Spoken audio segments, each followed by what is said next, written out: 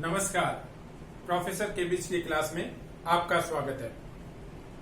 पिछले वीडियो में हमने पुर्तगालियों के भारत आगमन और यहाँ उनके साम्राज्य का व्यापारिक साम्राज्य का अध्ययन किया था।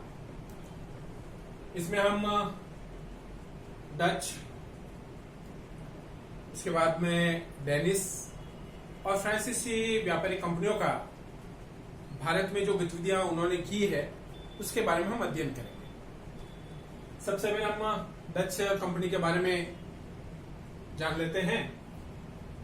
डच ईस्ट इंडिया कंपनी की स्थापना 1602 ईस्वी में डच संसद के द्वारा की गई थी और इसका जो ओरिजिनल नाम है वेरिगदे ओस्ट इंडीसे कंपनी।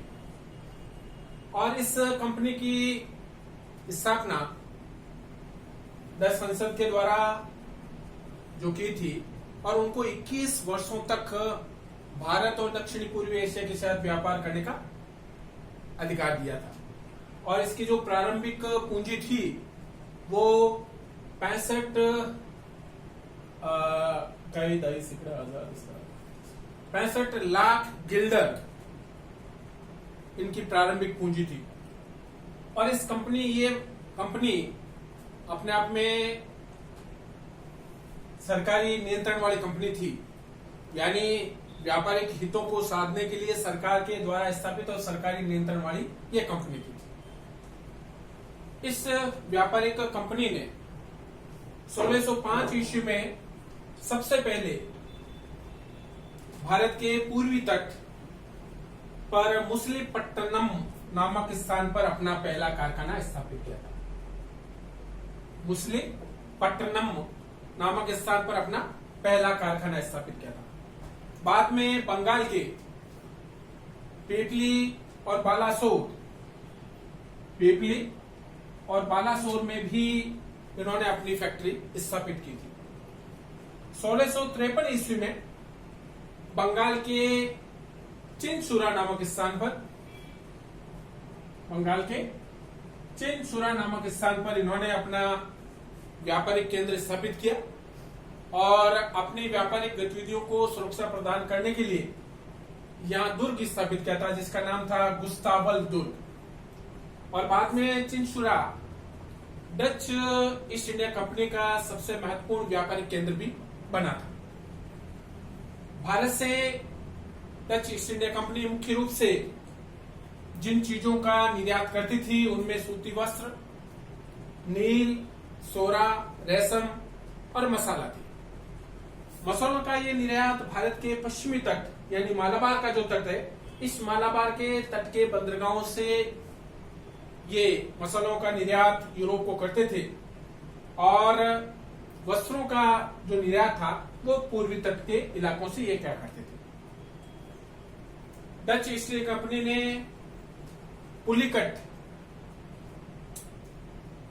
नामक स्थान पर से उन्होंने स्वर्ण सिक्के जारी किए थे जिनको उन्होंने पेगोडा नाम दिया था। पुलिकट से स्वर्ण सिक्के उन्होंने जारी किए थे जिनको उन्होंने पेगोडा नाम दिया था। डच ईस्ट इंडिया कंपनी का 1759 ईस्वी में ब्रिटिश ईस्ट इंडिया कंपनी के साथ युद्ध हुआ, बेदरा का युद्ध।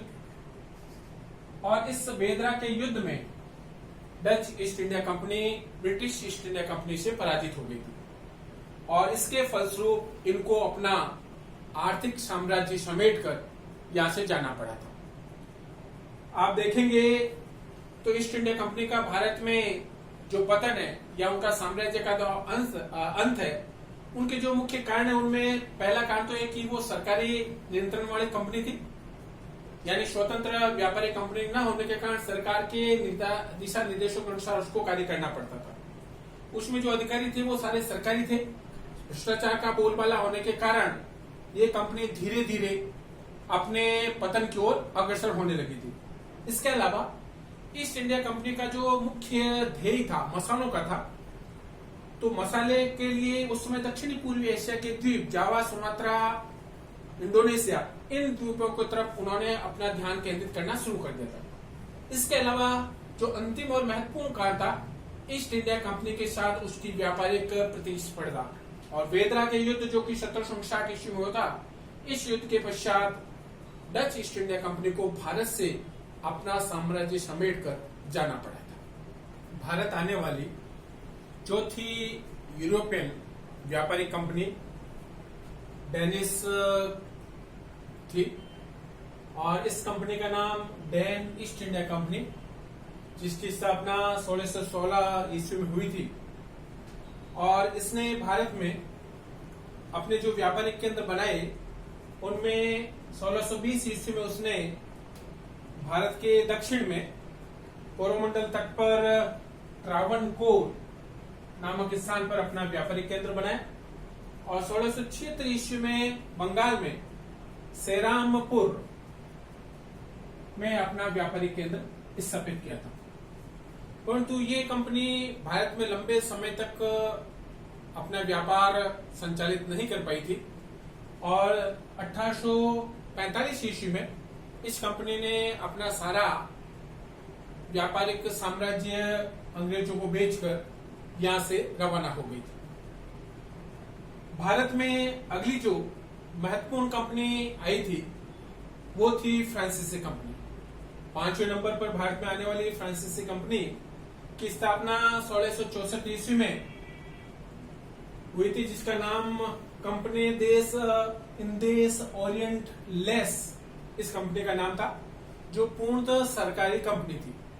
और इस कंपनी की जब स्थापना हुई थी उस समय फ्रांस का सम्राट लुई 14 था और उसका वित्त मंत्री काल्बर्ट के सहयोग से या यूं कहें कि काल्बर्ट के सुझाव पर इस कंपनी की स्थापना हुई थी। इस कंपनी ने भारत में सबसे पहले सूरत में अपनी व्यापारिक फैक्ट्री स्थापित की थी 1668 ईस्वी में, यानी 4 साल पश्चात 1664 में उसकी स्थापना। 4 साल पश्चात सूरत में अपनी पहली व्यापारिक फैक्ट्री स्थापित की थी और स्थापित करने वाला फ्रांसीसी व्यक्ति था फ्रांसिस कैरो। 1 साल पश्चात 1669 ईस्वी में यानी 1668 में उसने सूरत में और 1 साल पश्चात 1669 ईस्वी में पूर्वी तट पर मुसलीपट्टनम नामक स्थान पर अपनी दूसरी व्यापारिक कोठी स्थापित फ्रांसीसी ने की। 1673 ईस्वी में पूर्वी तट के एक महत्वपूर्ण स्थान पौंडीचेरी में इन्होंने अपना व्यापारिक केंद्र खोला और ये स्थान वलीकोटपुर के सूबेदार शेर खान लोधी से प्राप्त किया था और फ्रांसिस मार्टिन ने इस स्थान पर अपनी व्यापारिक कोठी स्थापित की थी और बाद में यही पौंडीचेरी फ्रांसीसियों के साम्राज्य की व्यापारिक साम्राज्य की केंद्र यानी कैपिटल यही बना था। 1690-92 में बंगाल के एक महत्वपूर्ण स्थान चंद्रनगर में फ्रांसीसियों ने अपनी व्यापारिक कोठी स्थापित की थी 1690-92 में और ये जगह 1674 ईस्वी में बंगाल के सूबेदार साइंसा खान से फ्रांसीसियों ने प्राप्त करके यहां अपनी व्यापारिक कोठी स्थापित की थी। 1693 ईस्वी में डचों ने अंग्रेजों के सहयोग से कोरोमंडल तट पर फ्रांसीसियों के महत्वपूर्ण केंद्र पांडिचेरी पर आक्रमण करके उस पर अधिकार कर लिया था। परंतु 1697 ईस्वी में रिचविक संधि जो फ्रांसीसियों के और डचों के बीच में हुई थी, इस संधि के फलस्वरूप ये स्थान वापस फ्रांसीसियों को मिल गया था और इस केंद्र को 1701 ईस्वी में विकसित करके फ्रांसिस मार्टिन ने यहाँ एक फोर्ट बनाया था, फोर्ट लुई। इस दुर्ग का निर्माण करके इस केंद्र को सुरक्षित करने का प्रयास किया और 1701 के बाद ये पांडिचेरी फ्रांसीसियों का मूल केंद्र यानी उनकी कैपिटल बना था।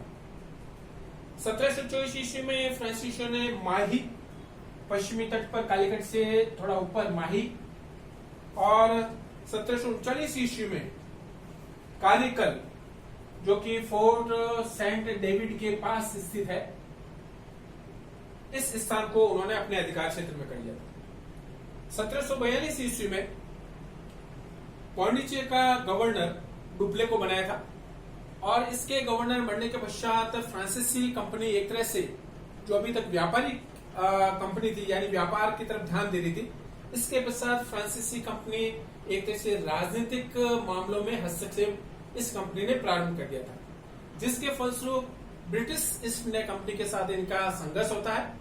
और आप देखेंगे कि कर्नाटक का फर्स्ट, सेकंड और थर्ड युद्ध, ये 3 युद्ध फ्रांसीसी कंपनी का ब्रिटिश ईस्ट इंडिया कंपनी के साथ होता है और अंततः फ्रांसीसी कंपनी इसमें पराजित होती है और उनको यहाँ से अपने व्यापारिक साम्राज्य कुछ स्थानों तक सीमित करके वापस जाना पड़ता है। इनके अलावा एक और व्यापारिक कंपनी भारत में आई थी, वो थी स्वीडिश ईस्ट इंडिया कंपनी और जिसकी स्थापना 1731 ईस्वी में हुई थी।